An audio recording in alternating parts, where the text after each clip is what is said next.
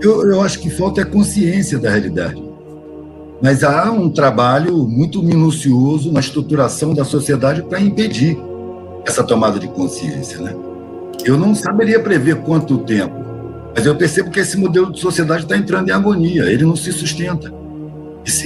Essa coisa do consumo e descarte em massa está inviabilizando a vida no planeta. A produção sempre centrada no lucro, sem se importar com o envenenamento das águas, das terras, dos ares. Isso é um crescendo que não tem como seguir indefinidamente. Vai chegar num ponto que vai estar impossível. Eu acho que nós estamos chegando nesse ponto. Eu acho que esse modelo social está entrando em agonia e essa é aquela coisa, mano, o tempo histórico ele leva gerações. É ilusão a gente pensar que no espaço de uma vida, de umas poucas décadas, a gente vai ver mudanças significativas na humanização da sociedade, porque acho que ela está num processo de humanização. Eu acho que esse modelo está entrando em agonia e nesse tempo de, vamos dizer assim, uma morte desse modelo, vai se preparando o nascimento de um outro modelo. Agora, o que vai ser necessário para isso acontecer? Não sei, mano. Mas a gente está vendo que a parada é séria. Enquanto nós vamos ser obrigados a modificar o modo de vida. E eu penso, eu sinto que a gente vai no caminho da sensibilização. Agora, quanto maior a brutalidade, quanto maior a negação da realidade, maior vai ser o impacto para demolir essas barreiras. Nenhuma delas vai conseguir embarrear o tempo, mano. Nós estamos num processo de humanização há milênios. E estamos chegando num ponto que eu acho que é de pressão. Nada vai voltar a ser o que era antes. A normalidade que virá vai ser uma normalidade diferente da de agora. Eu nunca vi os mecanismos sociais tão escancarados quanto agora. Com essa rapaziada que chegou aí nos postos de governo, que isso que você chama de política, que para mim é um teatro de marionetes, né, onde aponta os holofotes. Essa rapaziada não tem pudor de escancarar para que servem os cargos de mando, para servir ao punhado de sempre, os podres de rico, que não precisam de mais nada, que já tem muito mais do que precisa, e enganar a maioria da população, que em grande parte não tem nem o que precisa para viver. É para manter essa gente sem consciência, tanto da sua capacidade, da sua importância, da sua necessidade no sistema, né, quanto da possibilidade de mudar essa realidade. Entendeu? Na minha concepção, na minha vivência, eu percebi que os mais fortes são aqueles que se sentem os mais fracos. É neles que se baseia a sociedade. E os mais fracos são os que podem pagar pela figura de forte, porque tudo que eles têm de força são pobres pagos por eles para fazer, não são eles. Então, aqueles que têm a força, eles constroem essa sociedade, aqueles que lotam os ônibus e os transportes todo dia das periferias para o centro e fazem a sociedade funcionar, são esses que podem construir uma sociedade mais humana. A questão é a tomada de consciência, é o acesso ao conhecimento. Entendeu? Porque a capacidade de superação está entre aqueles que têm dificuldades para superar todo dia. Não está entre aqueles que têm facilidade para viver. Esses não encaram as dificuldades que os de baixo encaram. Entendeu? Eu acho que tem uma tendência de aproximação entre o saber e a sabedoria. O saber dos livros, dos mestres, das escolas, se aproximando da sabedoria, sendo apropriado pela sabedoria das periferias, da capacidade de superação. Menos favorecidos? Rapaz, pregam um estado mínimo para o povo, né? Exatamente. Eles querem um estado máximo no apoio aos financiamentos, às empresas, aos bancos. Você vê a dificuldade em que o governo soltou o auxílio emergencial, que é essa coisa ridícula, essa mixaria vergonhosa, e a facilidade que soltou trilhões para os bancos, sem consulta, sem debate, sem ninguém dizer não. A gente vê que quem está no poder são os bancos. E o governo está submetido, está sequestrado pelos poderes econômico-financeiros. Esses personagens de agora deixam isso transparente. Eu acho que seria, na verdade, você vai ter, a gente está na beira de uma tragédia. Quando eu olho para trás na minha vida, eu acho que o micro se reflete no macro e vice-versa. O indivíduo se reflete no coletivo e vice-versa. Quando eu olho para trás na minha vida, eu percebo que os momentos em que eu mais aprendi, mais cresci, mais ganhei capacidade de superação, mais me fortaleci, mais percebi as coisas, entendi o que acontecia, foram os momentos de sofrimento, foram os momentos de alegria. E aí eu olho para o coletivo. Onde é que eu vejo o coletivo mais solidário, mais unido? É nas tragédias, nas hecatombes, nos terremotos, nas avalanches, nas enchentes. Quando chega o sofrimento, as pessoas se tornam solidárias. Ou seja, nós estamos num nível de evolução tão primitivo que a gente tem a dor para despertar na gente que a gente tem de melhor. Entendeu? Então, eu acho que toda a tragédia tem essa função de sensibilizar. Se a gente corre atrás de aprender, se desenvolver, o sofrimento cai de patamar, cai de necessidade. Mas quando a gente se recusa a ver o que a gente tem que aprender, quando a gente se recusa a se desenvolver, a evoluir, a se trabalhar, a se modificar para melhor, a reconhecer as falhas, aí o sofrimento chega, e chega forte. Eu acho que a humanidade é tão renitente na sua alienação, na sua superficialidade, no seu foco só em consumo, matéria, propriedade, e não se preocupa com a harmonia social. E o baque está chegando exatamente para causar capacidade reflexiva. No sofrimento a gente se torna reflexivo. Aqui eu não estou fazendo apologia à dor, não. Eu estou entendendo por que a dor está chegando e tão violenta. Eu estou vendo gente se desesperar. Eu estou vendo acontecimentos nefastos, vários. E estou vendo que é um processo coletivo. A gente está sendo forçado a enxergar a realidade, mesmo sem querer. Até que ponto vai ser necessária essa dor? Até o ponto em que a gente se toque. Até um ponto em que a gente se modifique. Até o ponto em que a gente mude a maneira de ver o mundo. Mude os desejos, os objetivos de vida. E para mim, velho, o objetivo principal da coletividade humana é alcançar harmonia social. O objetivo é coletivo. É alcançar harmonia social. É construir uma sociedade onde não exista possibilidade de abandono, de famintos. Condições materiais para isso já existem. Não alcançamos ainda condições morais, condições de sensibilidade, condições de humanidade. Então essas condições, elas vão ser construídas por iniciativa própria, individual e coletiva, ou pela imposição das coisas, pela força dos acontecimentos. A gente vai ter que se desenvolver, por bem ou por mal. Não há mal que não venha para o bem. Eu gosto desse ditado em espanhol, né? Porque em português se diz: há males que vêm para bem. Eu acho que todos os males criam a oportunidade de a gente caminhar para o bem, a gente aprender, a gente se tocar, a gente se modificar. São oportunidades que o destino guarda para a gente, mano. Nos milênios de caminho para trás e nos milênios de caminho para frente. Agora nós estamos chegando num ponto nevrálgico. Essa sociedade não vai poder mais ser como é. O que vai ser necessário para mudar é o que a gente está encontrando pelo caminho.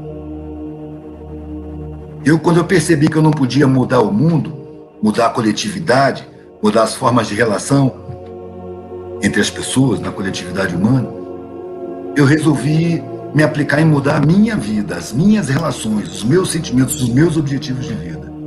E nesse processo, o mundo mudou para mim. A vida mudou, ganhou outro significado, outra densidade. Eu acho que assim como no individual, é o mesmo no coletivo. Historicamente. O que é romantizar a dor, mano? É achar ela bonita? Eu não estou romantizando. Eu estou dando proveito. Estou percebendo o porquê. E o que ela pode trazer de bom, entendeu? Muita gente está sendo obrigada a refletir. Eu acho que nós, humanidade, como coletivo, a gente não aprendeu a se abraçar irrestritamente. A gente não aprendeu a se unir, a se solidarizar. Ao contrário, toda a estrutura da sociedade torna a gente competitivo, desconfiado, interesseiro, superficial. Então, a gente, já que não aprendeu a se abraçar, a gente foi proibido de se abraçar por um período, para aprender o valor do abraço, o valor da aproximação, o valor do afeto. Porque são coisas que a gente sempre coloca em segundo plano. Em primeiro plano está o sucesso financeiro, o sucesso profissional, o patrimônio, o conforto, as facilidades, o consumo. O afeto fica em segundo plano. A gente nem acredita no afeto. A gente desconfia. Acha que todo mundo é interesseiro. Isso é uma indução social. Concordo com você. E é preciso superar isso. É preciso enxergar além disso. As reais necessidades da gente, se a gente pensar profundamente, são abstratas, não são concretas. As principais necessidades, mano. Você pode ser podre de rico, mano. Se você não tiver o afeto de ninguém, você vai se sentir um miserável. Entendeu? Então, o afeto, a integração, a tomada de consciência, é muito mais importante. O sentimento de pertencimento ao coletivo, o sentimento de ser útil ao coletivo, é muito mais satisfação do que usufruir de benefícios materiais, velho. É profundo, é dentro. É um tipo de riqueza que, por mais que você distribua, ela só aumenta, não diminui. Né? Eu muito cedo percebi, velho, que a vida é uma passagem. Eu estou nesse corpo aqui que um dia foi pequenininho e cresceu e está envelhecendo, e que eu vou sair. Não estou aqui para sempre. São umas poucas décadas. Então, por que eu vou me focar principalmente no material, se o material é passageiro? Se eu estou só passando por aqui? O que eu vim buscar aqui? Essa foi a minha questão desde a adolescência. O que eu vim buscar aqui? Não pode ser matéria. Tem que ser abstrato. Então é aprendizado, é afeto, é integração, é sentimento, é percepção, é consciência. São essas coisas que a gente adquire, velho, e não perde mais. E vai para adiante. Passa pelo portal da morte, passa pelo portal do nascimento e vai além, em busca da realidade real que a gente nem conhece. A gente vive uma realidade ilusória, material, é transitória, passageira. E nessa realidade material, a gente vai ter que construir uma sociedade em harmonia. Quantos milênios vão ser precisos? Quantos séculos? Quantas gerações vão ser precisas ainda? Eu não sei. Eu trabalho nesse sentido. Eu trabalho questionando a sociedade. Eu coloquei isso no meu trampo, eu vivo disso. De pensamento, de questão, de proposta, de denúncia. De ironizar as mentiras, de denunciar as mentiras sociais. De tentar levantar os valores mais verdadeiros do que esses que a gente vive. Foi só assim que eu comecei a gostar de participar dessa coletividade. Comecei a gostar da vida. Era o que eu dizia com 18 anos, eu quero gostar de estar vivo. E na época eu não gostava, não fazia sentido. Era tudo muito vazio. Com 19 eu já estava gostando. Porque eu já não estava querendo matéria. Eu estava querendo aprender, estava querendo entender a vida, estava querendo entender a sociedade, estava querendo sinceridade, estava querendo enxergar a realidade. E aí eu saí daquela classe que eu estava, que aquilo ali é um palco, mano, você vive cenários. E caí na mendicância, de onde você vê a realidade sem disfarce. Só que na mendicância eu percebi que os meus camaradas não tinham acesso a entender, eles tinham sido sabotados. Eu tinha estudado em escolas pagas, particulares. Eu tinha noção de geografia, de história, das línguas que se fala no território. Eu tinha noção, pelo menos, das coisas diretamente da sociedade. E ali eu percebi que as pessoas eram mais humanas, eram mais solidárias, eram mais transparentes, mais sinceras. E aí eu não estou romantizando não, velho. Em qualquer coletivo, seja na mendicância, na classe baixa, nos desempregados, nos empregados, na classe alta, na classe média, você tem todo tipo de caráter. Caráter não tem classe social. Só que na mendicância, você enxerga mais fácil. As pessoas são mais transparentes, mais espontâneas. E com uma grande vantagem, assim, para mim, ninguém finge para mendigo. As pessoas são sinceras. Aquele olhar interesseiro que antes me olhava com simpatia, quando eu estava vestido de playboy, já me olhava com desprezo. Já me olhava com desprezo. E ali o desprezo era a sinceridade. Eu prefiro o desprezo sincero do que o sorriso falso. Entendeu? Então eu fiquei encantado com a quantidade de coisas que eu tinha que aprender por ali. As novas percepções da sociedade, das suas relações, dos seus valores, dos sentimentos implantados estrategicamente em cada classe, de acordo com as necessidades da estrutura social. Aquele que é a base, que é o mais necessário, que é o imprescindível, que vai carregar a sociedade nas costas, aquela massa, ela não pode ter noção da sua importância. Ela tem que se sentir inferior. Tem que se sentir agradecida em ser escravizada, em ser explorada. Então a estrutura social é montada para criar essa ideologia. Esses valores falsos, artificiais, que sustentam a sociedade como ela é. Mesmo nos que desejam modificar a estrutura. Muitas pessoas que desejam modificar a estrutura, elas estão num patamar da pirâmide, que é um patamar superior aos de baixo. E elas se deixam convencer dessa superioridade. Como é que você vai mudar uma sociedade, mano, que te induz a resolver todos os problemas com disputa, com competição, com confronto, com conflito? Como é que você vai mudar essa sociedade disputando, confrontando, entrando em conflito, exercendo as programações sociais? A classe revolucionária, se é que se pode falar em classe, mas esses grupos revolucionários, eles são altamente condicionados pela própria sociedade. Eles têm sentimentos falsos de superioridade. Eles querem organizar de cima para baixo. Eles são induzidos a um sentimento humano de superioridade. E isso esteriliza as intenções revolucionárias. Dominam a sociedade, implantam a mentalidade, eles têm a mídia, eles controlam os cargos políticos, não permitem que se invista em educação. Só que é proibido investir em educação. Você pode investir nas escolas, mas o ensino, ele está ligado ao mercado, ele prepara pessoas para atuar no mercado, e não seres humanos para integrarem uma coletividade que almeja a harmonia social. Entendeu? Eu não sei te dizer. Na verdade, eu nunca pensei em visibilidade, nunca busquei visibilidade, não procurei internet, não procurei YouTube. Tudo isso caiu na minha cabeça. Estava muito bem, expondo meu trabalho na rua, como sempre, falando da sociedade, falando do mundo, falando dos meus pontos de vista, do que eu sinto. Isso eu coloco no meu trabalho há 40 anos. Durante 30 anos, o que eu mais vi foi desprezo, desconfiança, descrédito, e eu não estou nem aí, porque eu encontrava exceções à regra que percebiam a densidade do meu trabalho. Então eu brincava dizendo, eu saio vendendo como quem faz um garimpo. É um montão de cascalho e de vez em quando uma pedra rara.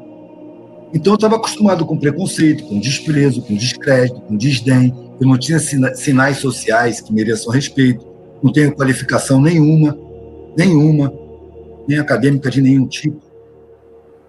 Então eu me acostumei. Um dia eu estava expondo na rua, chegou um casal com a câmera, me filmou, fez um monte de perguntas, eu respondi a eles com a câmera, como eu respondo qualquer pessoa sem câmera. Era o meu trabalho, eram os meus assuntos. Eles publicaram, em seguida veio outro com câmera e depois outro. Eu comecei a ficar conhecido sem nem saber. Até que apareceu um cara que falou, você tem que ter um computador. Eu não sei mexer com computador, não, mas você precisa. E foi um computador parar na minha casa sem eu pedir. Tanto que o computador foi instalado e eu não ligava. Eu olhava para ele e falei, pô, eu não sei mexer nesse troço. Troço é caro pra cacete, se eu meter a mão vai quebrar. Se quebrar eu não tenho dinheiro para consertar. Deixei ele aí. E aí foram chegando pessoas e foram gradativamente me ensinando a usar. Eu conhecia as pessoas na rua, mano. As exceções eu conhecia em mesa de bar. Quando olhava para o meu trabalho e se identificava, porque tinha reflexão, era um contato que se travava. Eu conheci uma mina que é ativista, de verdade, assumida. Eu nunca me considerei ativista. E ela falou comigo, cara, você tem a obrigação de escrever isso que você está falando. você tem um blog para escrever? Eu falei, não sei nem o que é isso. Ela foi na minha casa e abriu o blog. Até hoje eu escrevo nele. Foi em 2009 que aconteceu. E eu comecei a publicar textos. Eu não estava fazendo, comecei a fazer. Eu fui chamado para a rede. Comecei a cruzar gente na rua. Eu gosto dos seus vídeos. E eu não me sentia fazendo vídeo nenhum. Chegavam pessoas, filmavam, eu falava o que eu falo sempre. E ia para lá. Eu abri um canal do YouTube ano passado, no meio da pandemia, de tanto ouvir o nego falar seus vídeos. Eu falei, cara, eu vou fazer vídeo. E mesmo assim eu não ganho dinheiro com a internet. Meu canal não é monetizado, eu não quero publicidade lá, não gosto de publicidade. Acho que publicidade é uma atividade criminosa. Publicidade é um trabalho que a matéria-prima é a mentira, é a fantasia, é a criação de desejos e consumos desnecessários, necessidades artificiais. E assim eu fui chegando para a internet. Então eu nunca me preocupei com quem é que está me seguindo ou deixando de me seguir. O Facebook vive oferecendo aqui para turbinar a publicação, nunca turbinei nada. Visibilidade nunca foi meu foco, velho. Meu foco era ter satisfação em estar vivo. Eu já estava satisfeito em estar vivo com o meu trabalho expondo na rua, mesmo ganhando aquela merreca. Meus filhos cresceram, viraram adultos, minhas necessidades diminuíram muito. Eu preciso muito mais de satisfação do que de dinheiro. E aí, fui levando. Quando de repente começou a aparecer gente que já me olhava com outro sinal, me olhava como se eu fosse maior do que eu sou. Pô, você é o cara, você é foda, você é o máximo. Velho, eu estava acostumado a ouvir você é um merda, você não é porra nenhuma. E também não me afetava em nada. Quando a pessoa me olhava com desprezo e desqualificava o que eu estava falando, a figura não me conhece, não está levando em conta meus sinais sociais, não vê minha mentalidade, não vê meu sentimento, não vê o que eu sou.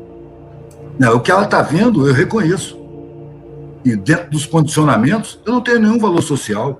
O desprezo não me diminui nada. Eu sou do tamanho que eu sou e gosto do tamanho que eu sou.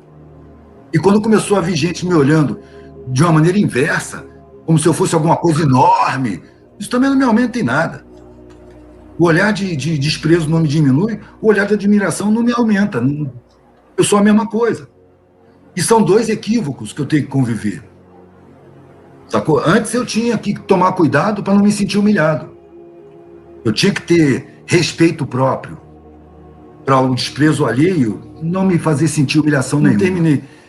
Agora eu tenho a para não me deixar convencer de superioridades ilusórias.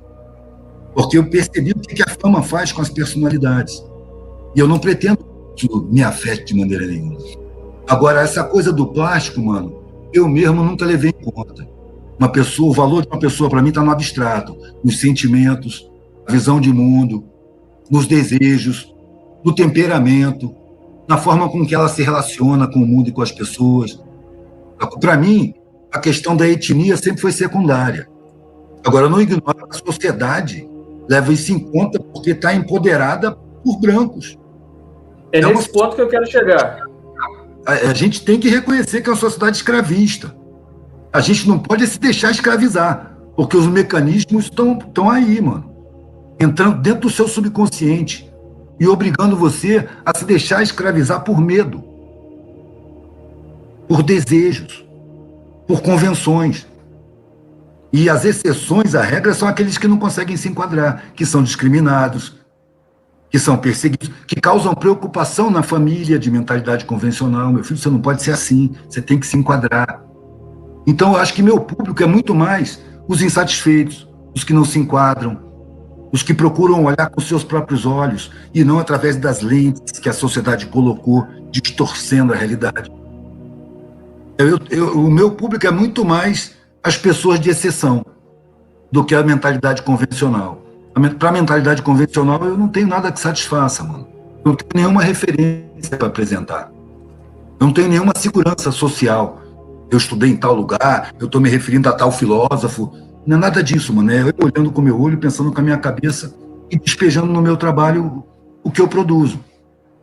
E isso se transferiu para a internet. Saber, né, velho? Eu mesmo já fui chamado de vagabundo. Sim. Muitas vezes, desocupado. Músico também é chamado de vagabundo, artista é chamado de vagabundo. Não me afeta, não me afeta. Eu sei o quanto eu trabalho. Eu não preciso que ninguém acredite. Eu não estou nem aí para a opinião alheia, mano. Uma coisa que eu aprendi na vida é que o respeito do outro é muito bom, mas o único respeito que eu não posso abrir mão é do meu respeito próprio. Eu tenho que respeitar minha atitude, eu tenho que respeitar os meus valores, eu tenho que respeitar minha consciência. Se para isso eu tiver que abrir mão de qualquer outro respeito, mano, eu abro mão de qualquer outro respeito. Eu não abro mão do meu respeito próprio.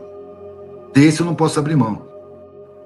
Sacou? E eu, diante dos valores que a sociedade me apresenta, nem me interessa o respeito social. Eu nunca me senti muito branco, entendeu?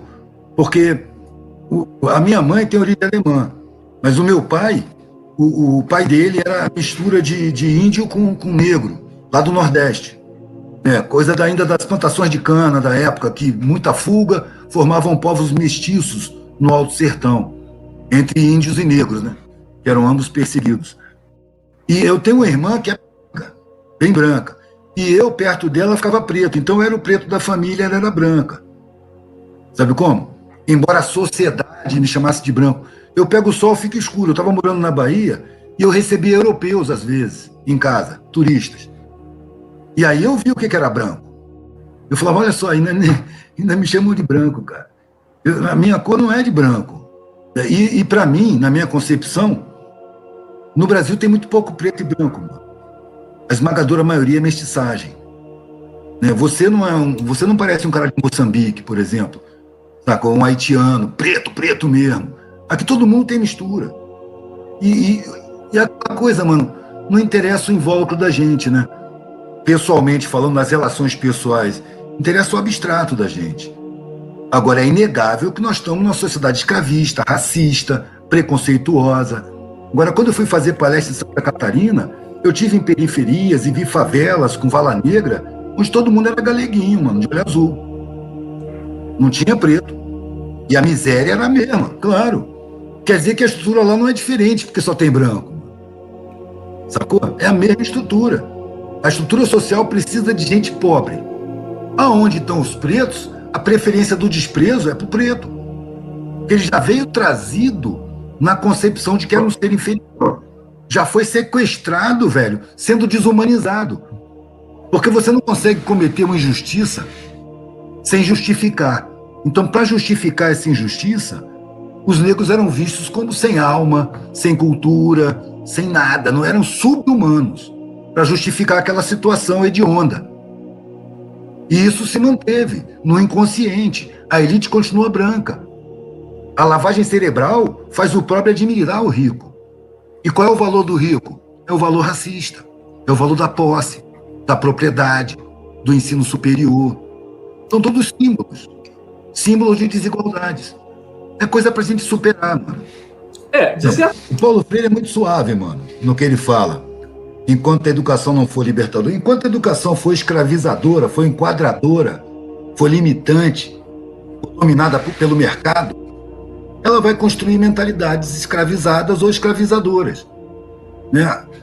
Uma educação libertadora, o que é, mano? É você respeitar os indivíduos que estão estudando.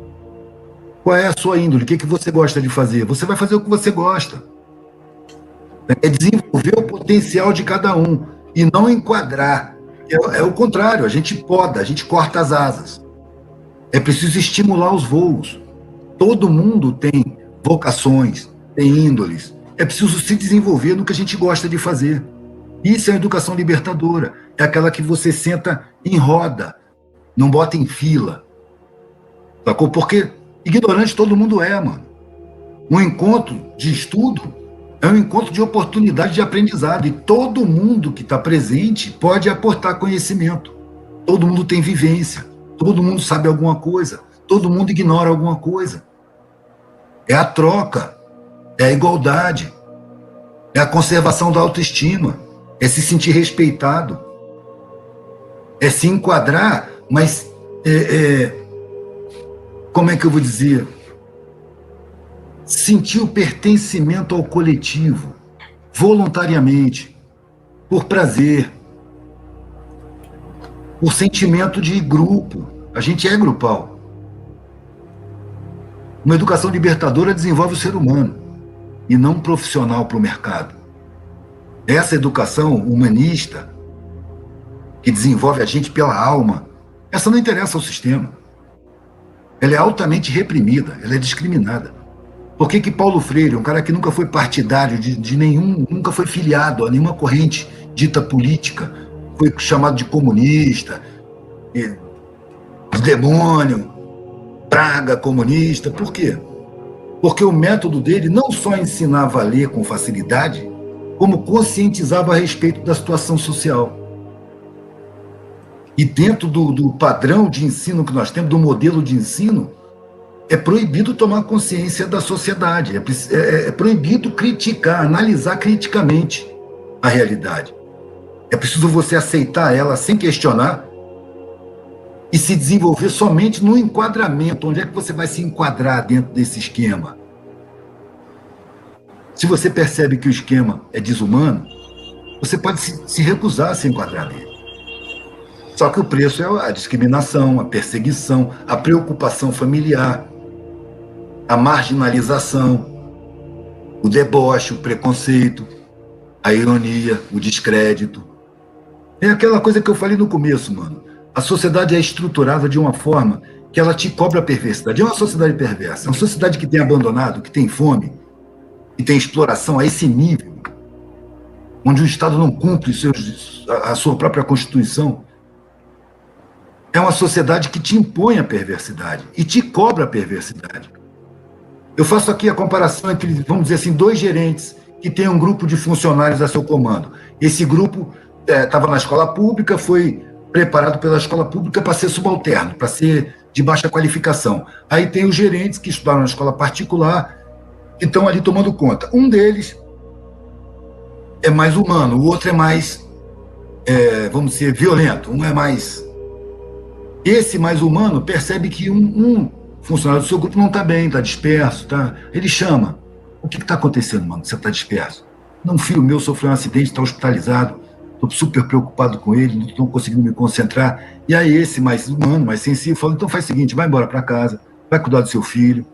Amanhã, se ele estiver melhor, se estiver sentindo condição de vir, você vem. Se não, você me telefona, que eu cubro aqui a sua ausência até depois de amanhã.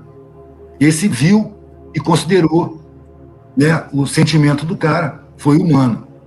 O outro gerente vê que um funcionário está disperso, chama o cara e fala, o que está acontecendo? Não, o filho sofreu um acidente, olha, a empresa não tem nada a ver com seus problemas. Ou você produz como produz sempre, ou você vai para a rua. Você não pode trazer seus problemas para cá. Qual que vai ser promovido? Qual que vai ser repreendido? O mais sensível, o mais humano, vai ser chamado a atenção. Você não pode fazer isso, você não pode dispensar um funcionário. O premiado é o perverso. Porque a estrutura social é feita com base na perversidade social. Daí a manutenção dos mais fortes, inconscientes da sua força. Uma massa ignorante, desinformada, fácil de conduzir com o controle das comunicações pelas grandes empresas, distorcem a realidade, que criam, com psicologia do inconsciente, antropologia, sociologia, criam sentimentos de inferioridade de um lado, de superioridade do outro, criam um espírito de competição, cada um tem o que merece, cria essas mentiras sociais.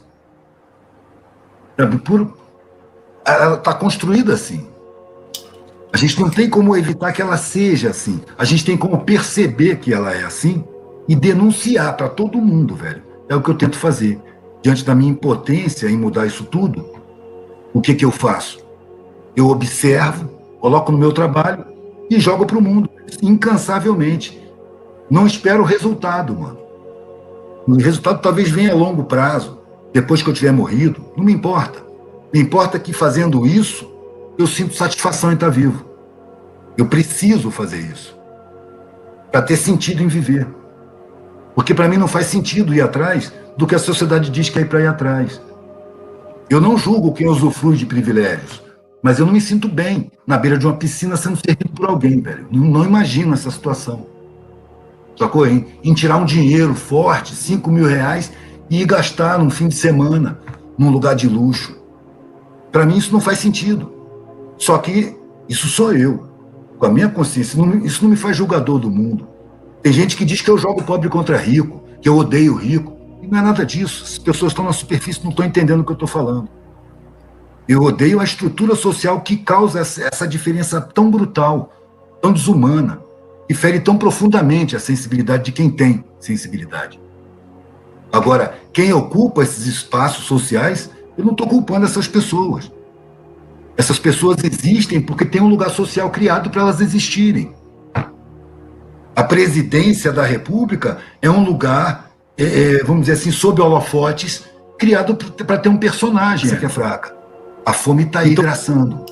Não se fala nisso, mas a fome, a miséria e o abandono são as fontes principais da criminalidade. Pelo menos a criminalidade miúda. E aí vem os empresários do crime, que são de uma outra classe, que falam línguas para encomendar armas em hebraico, em russo, em inglês, e usam o mercado financeiro para fazer os pagamentos de milhões. Eles encontram mão de obra no meio da miséria para ser os seus peões, que vão ser apontados pela mídia como a fonte da criminalidade, que é o traficante de morro. E daí esse aí é mão de obra criada pela miséria, pela falta de perspectiva na vida. Ele sabe que aquela escola que foi dada a ele, que o Estado oferece a ele, não vai levar ele a lugar nenhum, ele vai ser sempre um serviçal, enquanto a mídia está ali na cabeça dele, dizendo que ele tem que ter cordão de ouro, que ele tem que ter roupa de marca. Então a miséria e mais a lavagem cerebral do consumo cria fonte da mão de obra para a criminalidade. E os holofotes vão virar para as periferias. Por quê? Porque as periferias são as vítimas. E uma estratégia de manutenção das coisas como são é você criminalizar as vítimas. Você coloca a responsabilidade nas vítimas da sociedade. E você não coloca nunca o holofote na fonte. Por quê? Porque os banqueiros e os mega empresários comandam os holofotes. Os holofotes da mídia não vão se virar para eles. Só quando a mídia for democratizada. Olha aí outra coisa que eu tenho. Olha, velho, para começar, esse título evangélico é fantasia. É mentira. Não são evangélicos. É só você ler os evangelhos. Não, sim. Eles não têm nada com o evangelho. Eles usam a marca evangélicos na sua ânsia de grana, de poder, de galgar os cargos de poder, que são cargos. Mas como estão a serviço da estrutura, né, dos grandes da estrutura, eles estão usando a ignorância, usando a desinformação para arrebanhar, né? Porque no sofrimento, mano, você vai ver onde é que as igrejas evangélicas têm mais alcance. É no meio do sofrimento. As pessoas procuram um apoio, procuram um amparo, procuram um consolo, um conforto, e vão encontrar nas igrejas evangélicas. Mesmo que seja ilusório, mesmo que seja mentira, isso é consequência da ausência do Estado no cumprimento das suas obrigações constitucionais. Se houvesse uma educação de qualidade, se houvesse uma informação verdadeira, umas comunicações de verdade que não mentissem tanto, seria difícil arrebanhar tanta gente para essas igrejas. Algumas são até sinceras, mas são exceções no meio da maioria. A maioria é manipulador, é desonesto, é hipócrita, fingido, interesseiro. São os falsos profetas tão anunciados, né? Que se utilizam da carência, da ignorância, do analfabetismo, da desinformação, para enganar as pessoas. Essa frente partidária aí não tem nada a ver com o evangelho, mano. Nada. Mas se utiliza do oceano de ignorância que foi muito bem trabalhado desde 64, quando o João Goulart estava investindo na formação dos professores, fazendo plano de carreira, investindo na qualidade da escola pública. Ou foi outro governo que foi derrubado pelas suas virtudes. Decretou reforma agrária com a agricultura familiar, que ia trazer alimentos mais baratos para a cidade, porque ele desapropriou a 10 quilômetros de cada lado de rodovias e ferrovias federais para facilitar o escoamento da produção dos agricultores familiares, que o latifúndio produz para exportação, não para alimento. É mentira que o agro produz alimento. Produz dólar para os donos. O Brasil não traz muita coisa. Então, foi outro governo que caiu pelas suas virtudes, porque houve investimento na educação. É uma necessidade do sistema manutenção da ignorância para ver esse tipo de manipulação. Os evangélicos foram aparecendo sem se dar muito valor para eles. Só quando se percebeu que eles eram políticos tão desonestos quanto a maioria e que eles não tinham que prestar conta para os empresários financiadores de campanha, porque quem financiava eles não cobravam, que eram os fiéis. Dava um volume de dinheiro enorme. Aí se percebeu quão perigosos eles são. Eles não são controláveis pelos empresários, pelos financiadores de campanha. Ao contrário, eles têm currais de financiamento de campanha, que são os fiéis, essa massa ignorantizada que não consegue perceber a hipocrisia desses pastores. Apesar de alguns pastores de exceção, né, como o Henrique aí, tem, né, o Caio Fábio, servem o seu alerta, mas não conseguem muita coisa, não tem respaldo, velho. É muito ignorante. O Ariovaldo Ramos, que é nosso companheiro aqui também, do 247. Tem vários que são sinceros, mas eles ficam sumidos e são difamados pelos demais. E são a maioria. É aquela coisa, mas em qualquer coletividade, o que presta é exceção à regra. Qualquer coletividade. Pode apontar qualquer uma de qualquer coisa. Em qualquer coletividade, é preciso garimpar as exceções à regra. Ali são as pedras raras e é o que vale a pena. A maioria, como a própria sociedade, está perdida, alienada, superficializada, sem instrução, sem conhecimento, sem profundidade, sem senso crítico. É um produto social, produzido pela estrutura. A ignorância é falar, o povo também não se interessa. O povo é muito alienado. Por que o povo é alienado? Por que o povo é ignorante? Vamos na raiz? A raiz é a produção social. Essa ignorância foi plantada, sabotando permanentemente o ensino público. Os professores adoecem porque são perseguidos, discriminados, impedidos de dar a aula que eles gostariam de dar, obrigados a se enquadrar no sistema, considerados problemáticos, polêmicos. Porque para essa estrutura o que interessa? O professor conformado, que ensina o que está no programa e olhe lá, superficialmente, fica olhando o relógio para ir embora. Não é vocacionado. É isso que eu estou falando. É preciso criar uma sociedade de vocacionados, onde cada um só trabalhe no que adora fazer. Eu já vi gente que adora contabilidade, mano. Tem vocacionado para todos os ramos das necessidades humanas. É preciso criar condições para que se desenvolvam essas vocações. Quando você trabalha no que você gosta, mano, tem várias características. O trabalho fica bem feito. Porque quando você gosta de ver bem feito. Você não cansa do trabalho. Chega a hora de ir embora e você toma um susto. Chega, 6 horas, mas já. Peraí, só estou terminando aqui um pouquinho, daqui a pouco eu vou. Você está gostando do que você está fazendo. Você não fica louco pela sexta-feira. E quando o domingo está anoitecendo, você já lembra onde é que você estava no ponto do seu trabalho, em que ponto você estava, e você quer voltar na segunda para fazer. Você não entra em depressão. No modelo de sociedade que a gente vive, segunda é o dia da depressão, velho, porque as pessoas são convencidas de que o trabalho tem que ser um sacrifício, que é uma coisa que ela é obrigada a aguentar. Ela abre mão. O hobby dela é que vai exercer a vocação dela, e não a profissão. Tá? Se você for fazer uma pesquisa no Google mesmo, velho, nos dias da semana, o maior número de suicídios é na segunda-feira, porque a gente aceita a mentira de que trabalho é sacrifício, quando o trabalho precisa ser um prazer. A gente tem necessidade de trabalhar e produzir para o coletivo. A gente tem essa necessidade, é humana. E isso precisa ser tido como um prazer e não como um sacrifício. Mas essa liberdade a gente não tem tomada. É tomada do pagamento educacional. E é importante também é muito importante também para que a gente trabalhe com prazer, que a gente tenha direitos e dignidade, né, garantidos através desses trabalhos, coisas que a população tem perdido nos últimos tempos. Eduardo, estamos chegando aqui à reta final do nosso programa. Cara, foi um prazer tê-lo aqui, foi muito bom a entrevista. Nosso chat aqui bombou de comentários, de pontuações, de críticas a você, a mim, enfim. Isso é muito bom, é sinal que o trabalho está funcionando. Meu querido, foi um prazer tê-lo aqui. Espero nos vermos aí em outra oportunidade também. Valeu, espero que tenha um bom proveito aí para a rapaziada que está assistindo. Deixar meu abraço para todo mundo. Desculpa aí se eu não satisfiz alguém.